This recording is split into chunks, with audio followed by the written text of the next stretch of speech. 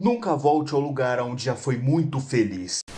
Trazendo este vídeo aqui do Ataco Fute, vamos estar falando aqui sobre a situação do Neymar no Santos, né?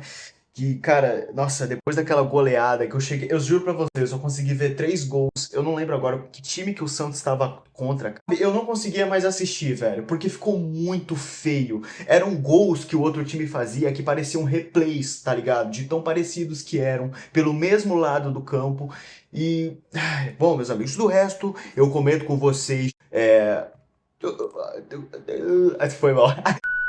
Vamos lá então, rapaziadinha, sem muita enrolation, let's Nunca go. volte a um Peço desculpas ao barulho de fundo e bora. lugar que você já foi muito feliz. Essa frase tem feito cada vez mais sentido no futebol brasileiro de hoje, e esse jogo do Santos do Neymar contra o Vasco é a grande prova disso. Um Vasco em uma atuação foi o Vasco. avassaladora, enquanto do outro lado um Santos esburacado, um treinador estagiário e o Neymar que veio para recuperar seu futebol encontrou um ambiente quebrado e cheio de problemas. Às vezes um retorno pode sim dar muito certo, mas às vezes era melhor somente deixar essas boas memórias no passado, e é sobre esses casos que veremos hoje. E que amasso do Vasco ontem, hein? Meu Deus do céu. E na boa, eu não acho esse elenco do Santos tão ruim assim, eu só acho que é muito mal armado e também o Vasco fez sua melhor partida na temporada. Só que o fato do Kleber Xavier ter feito o que fez ontem é complicado. Primeiro, como ele arma o time, que já no primeiro... Cara, sinceramente, eu acho que é um desrespeito tão grande um craque, tá ligado? Um craque voltando assim ao seu clube de nascença, praticamente, e ser recebido dessa forma, tá ligado?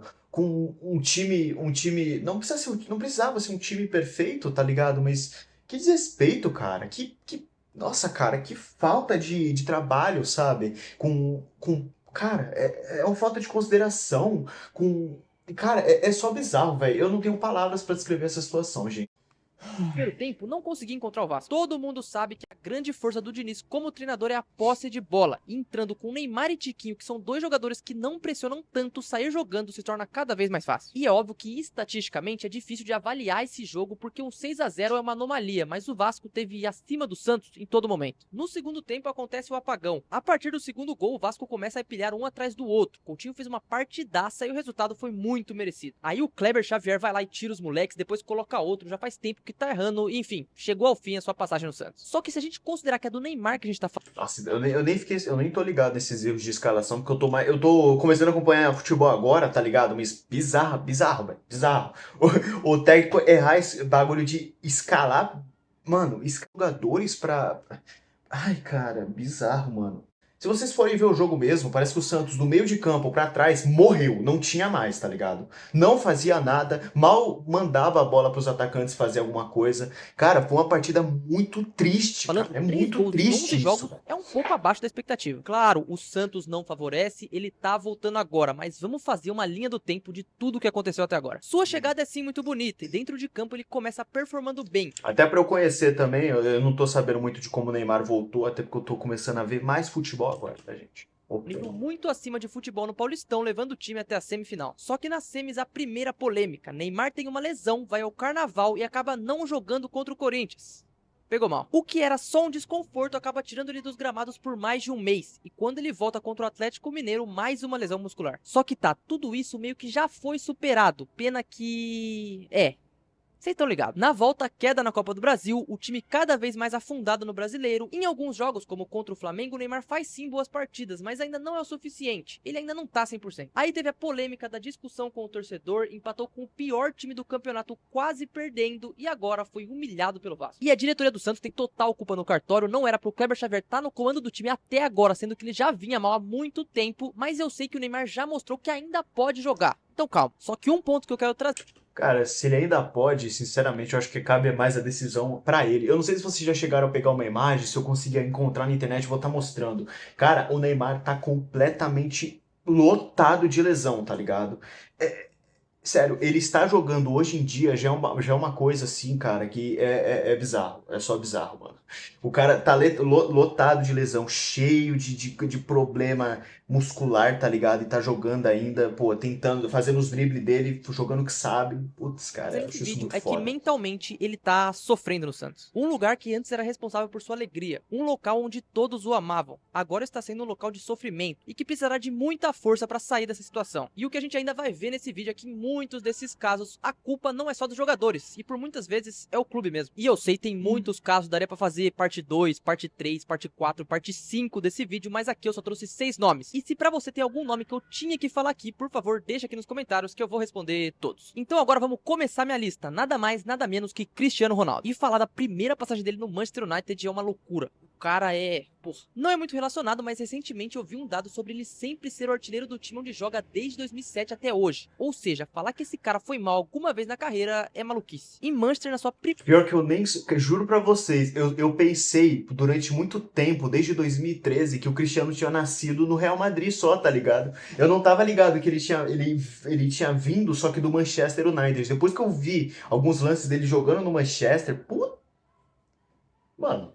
Sério, sem condições, velho. Bizarro. Primeira passagem ele se tornou uma lenda Cara, antes uma dos máquina. 25 anos. Foram 6 temporadas, 9 títulos, incluindo 3 Premier Leagues, uma bola de ouro e sua primeira Champions League. Mas com o decorrer dos anos, cada vez mais fazendo mais gols e sendo mais importante. E em 2008 ele foi o melhor de tudo, artilheiro de tudo que dava, campeão da Champions, bola de ouro, gigantesco. E pra traçar um paralelo do tempo até a volta dele pro Manchester United, a gente tem que focar muito mais no United. Até porque o Cristiano só foi o Cristiano. Nem precisa falar do seu período em Madrid, onde ele bateu todos os recordes e até na Juventus ele fez mais de 100 gols. Só que do outro lado, o United viveu anos de crise. Principalmente depois da saída de Ferguson, a equipe se tornou um cemitério de jogadores. Muitos tentaram usar a camisa 7 depois de Cristiano, mas não rolou. E quando ele ficou disponível em 2021, o cara certo pra quebrar a própria maldição era o Cristiano. E ele volta e de início é genial. Pô, eu tenho que falar, a segunda passagem dele no United foi muito legal, cara. Fez uma boa Premier League no primeiro ano, depois carregou o time de todas as formas na Champions, até que chega um novo treinador, o Ten Hag. E eu não sei se ele odiava o Cristiano, mas o fato é que ele virou reserva.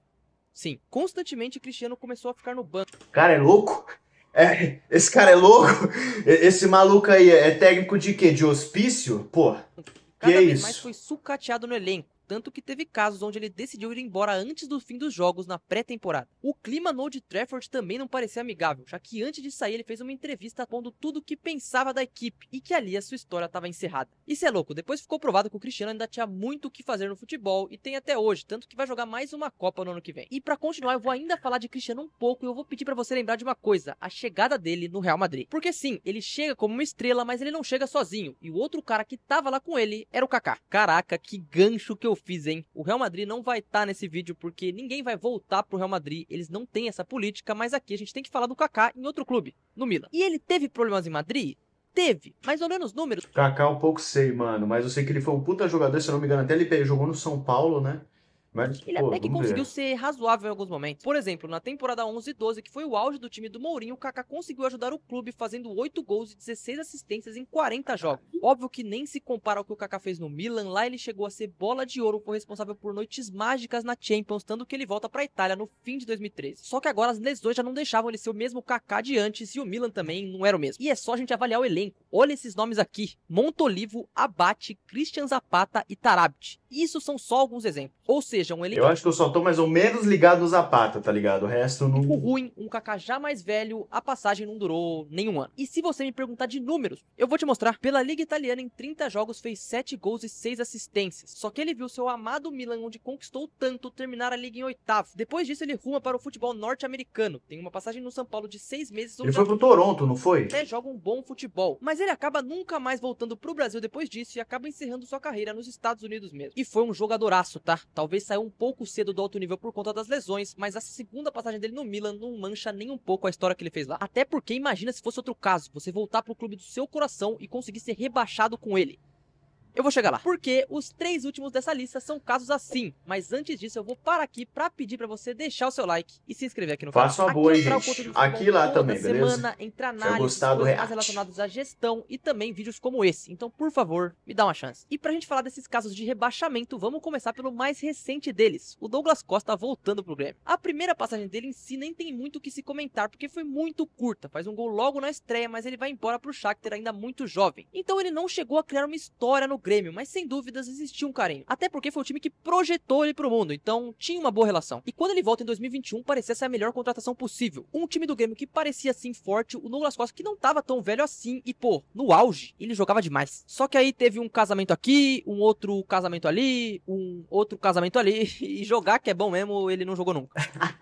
Maluco parou pra ficar se casando, viado. Então, vários Intancável. compromissos Nem extra-campo começaram a fodendo. irritar os torcedores, até porque a expectativa era muito alta, e o Super Grêmio que sonhou com títulos brigou por rebaixamento. E na última rodada, para enterrar de vez seu próprio caixão, Douglas Costa faz um gol e debocha da torcida. O Grêmio cai e todo o carinho que ele poderia ter foi transformado em ódio. E ali, pra ser sincero, meio que acabou a carreira dele. Ele vai pra MLS, depois volta pro Flu e faz uma outra péssima passagem no Brasil, e agora ele tá na Austrália. E os números dele na Oceania são de 25 jogos, 6 gols e 8 assistências. Um cara que poderia estar no Brasil, e com o nível que demonstrou na Copa de 2018, por exemplo, poderia ser lembrado pelo bom jogador que foi, mas acabou se tornando um cara que vão se lembrar negativamente. Por outro lado, um cara que não dá pra se lembrar Foda, né? negativamente. Por isso que eu entendo que essa galera que joga futebol tem que ter um mental forte, tá ligado? Porque se errar uma coisinha, quero falar um pouco sobre quando eu tava vendo os pênaltis do São Paulo. Nossa, fez o L aqui. Quando eu tava vendo os pênaltis do São Paulo contra o. Ai, cacete, o Atlético Nacional. E, cara, eu tava realmente revoltado com alguns pênaltis, alguns chutes. O jogo do São Paulo não tava me deixando nem um pouco satisfeito.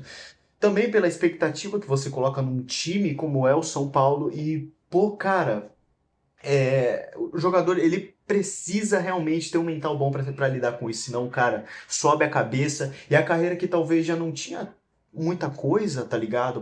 Pra ele fazer, mano, acaba. Porque simplesmente o cara vai e fala assim: Ô torcida, vai tomar, tá ligado?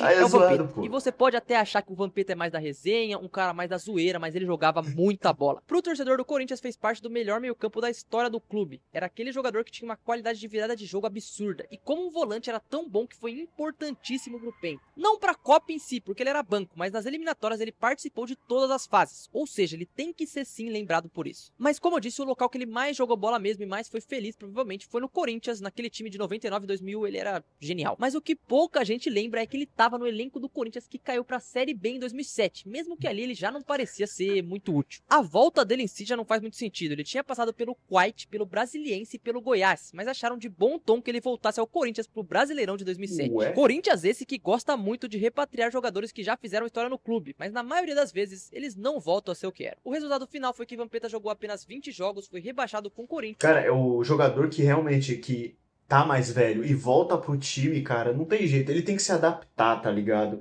Tem que se adaptar tanto à idade, né? A idade já. O cara cansa mais rápido, o cara não consegue correr atrás de moleque. Então, eu acho que, mano, é nesse momento que o jogador tem que pensar em ser eficiente, tá ligado? O bagulho é ele fazer o que ele melhor consegue fazer, entendeu? Do melhor jeito possível. Eu acredito que é isso. Ele tem que se adaptar. É tipo uma evolução, tá ligado? E o mesmo disse recentemente que até apanhou no ônibus depois da queda. Talvez não tenha valido tanto a pena assim voltar. Por último, se o Vampeta caiu com o Corinthians em 2007, o Edmundo cai com o Vasco em 2008. E olha, falar de Edmundo e de Vasco é muito confuso, porque teve 5 passagens, em todas elas tiveram momentos e também muitas polêmicas. Posso citar a temporada de 97, onde até muitos colocaram ele como merecedor da bola de ouro, quando fez mais gols do que jogos no Brasileiro. E era assim um cara que entregava muito em campo. Posso até falar dos icônicos problemas com o Romário que ele teve pouco tempo depois no mesmo Vasco, mas o que chama a atenção desse vídeo é o ano de 2008. E um paralelo importante é que o Vasco naquela época nunca tinha caído pra Série B. Hoje eu sei que isso meio que passou do limite, mas naquela época eles se mantinham fortes sim na Série A. E se eu te disser que os números do Edmundo não foram tão ruins assim e que o Vasco chegou na semifinal da Copa do Brasil, você não vai acreditar que caiu. Mas sim, isso aconteceu. Nas 10 primeiras rodadas também o Vasco tinha somado 14 pontos e estava em oitavo. Tudo parecia nos conformes. Porém, depois que mais 9 jogos se passaram e o Cruz Maltino somou apenas mais 5 pontos, a equipe agora estava na zona de rebaixamento. Caralho, pegaram zica no bagulho? Tudo pior Que ainda isso? mais quando sai o Antônio Lopes e chega o Tita, que torna o Vasco horrível. E ofensivamente, esse time do Vasco nem era tão ruim assim, mas na parte de trás era bem complicado. Tita sai pra chegada de Renato Gaúcho, que até traz Na traseirinha uma levavam, certa né? melhora, dá mais oportunidade para alguns jogadores, mas não era o suficiente. O Vasco estaria rebaixado para a segunda divisão do futebol brasileiro. Edmundo, incrivelmente, mesmo muito mais velho, conseguiu uma média de 1 gol a cada 2 jogos. E se a gente for comparar com o futebol de hoje, isso é até engraçado, porque mesmo velho e o time caindo no ano passado, por exemplo, eles seriam dos artilheiros do Brasileirão. Porém, mesmo com tudo isso, o último ano da carreira no clube do coração, ser rebaixado não era o que ele esperava, provavelmente. Só que hoje pro Vascaíno o que importa é o que aconteceu ontem contra o Santos, e o Neymar tem que ficar ligado, porque ele também pode ver seu time sendo rebaixado, hein? Sei não. Assim, diferente do... Verdade, né? Pelo que eu ouvi dizer, cara, eu tô acompanhando outros jogos do Suns e faz tempo esse vídeo aí, tá ligado? Quantos jogos? Eles têm que brigar realmente pra não cair, velho. Tá tenebroso a zona deles, tá tenebroso os jogos aí que eles podem. Mano, E pegar uns times que tá Outro dessa ligado, lista né? ele ainda tem o que fazer porque a passagem dele ainda não acabou. O Peixe ganhou sim jogos improváveis contra o Flamengo e também É contra o que? São 2 jogos, se eles perderem. Ah, eu acho que são 2, não é? Ou é 3? Ai, cara, eu lembro que eu ouvi de um comentarista, só que eu Cruzeiro, mas o esqueci, futebol velho. apresentado é ridículo. E vamos ver agora com quem vai chegar de técnico. Pode ser o Tite, pode ser o Sampaoli, vamos ver. E pode ter certeza que esse ano de 2025 ainda reserva muitos capítulos na carreira do Neymar. Eu mesmo já comecei a duvidar que ele pode chegar na seleção bem. Eu ainda acho que sim, mas com o time que ele tá, talvez não dê. Mas deixa sua opinião nos comentários, o que você acha do Neymar, o que você espera dele e também dos outros jogadores que eu falei aqui nessa lista. E vamos ver o que vai acontecer com o Ney, né? Aqui no canal eu vou falar sobre tudo isso, então Espero por que só o favor, melhor. deixa o seu like e se inscreve aqui pra continuar me acompanhando. E eu espero de verdade que você tenha gostado desse vídeo e se você quiser continuar comigo é só clicar na tela que a Por gente vai favor, hein, se ver em rapaziada, alguns faça uma boa segundos. lá. Mas se não, eu me despeço. Um grande abraço, valeu, é nóis. É nóis, meu mano. Ih, sai. Tirei expectativas do Neymar quando eu vi ele jogar, porque ele é um atacante, ele é um cara que é muito interessante se ver em campo. Isso tanto quando ele foi participar da seleção, tanto quando ele caía, de qualquer jeito que o Neymar jogou, tá ligado? É só incrível ver ele jogando, é só incrível ver ele em pé ainda, cara. Até depois daquela porrada que ele tomou em 2014 pelo Zuniga, que todo mundo ficou pensando, caralho, o cara vai ter que parar de jogar, mano. Metendo louco, o cara fazendo fisioterapia, passando por uns momentos lá, tá ligado? Triste, porra. Cara, o Neymar, ele pode não ser exatamente o cara que a gente quer, tá ligado? Nem o que a gente precisa, mas por que não dar esse respeito pra ele? O cara tá encerrando carreira, ele jogou bem, ele fez jogos muito incríveis, ele participou de uma era do futebol muito interessante. Ele chegou a ser cogitado entre nomes de Messi e Cristiano Ronaldo, cara, de receber bola de ouro. Então, pra que não ter esse respeito com ele, tá ligado? Então, eu acredito que o Neymar, ele merece muito, tá ligado? Ele merece muito, mas ele tem que ser mais eficiente o futebol dele, tá ligado? Eu acredito que quando ele conseguir tornar o futebol dele mais eficiente, quando ele conseguir não se cansar tanto, ele jogar, não tô falando tipo, jogar parecido com o Messi, tá ligado? Mas ele conseguir lidar com, ele conseguir, né, fazer um equilíbrio entre o cansaço, as lesões e a consistência e a eficiência dele no jogo, cara, vai ficar maravilhoso, tá ligado? Enfim, meus amigos, espero que tenham gostado do vídeo. Por favor, se inscrevam no canal aqui do Ataco Food. Se inscrevam aqui nesse canal caso tenham gostado do React. Muito obrigado e bora lá, meus amigos.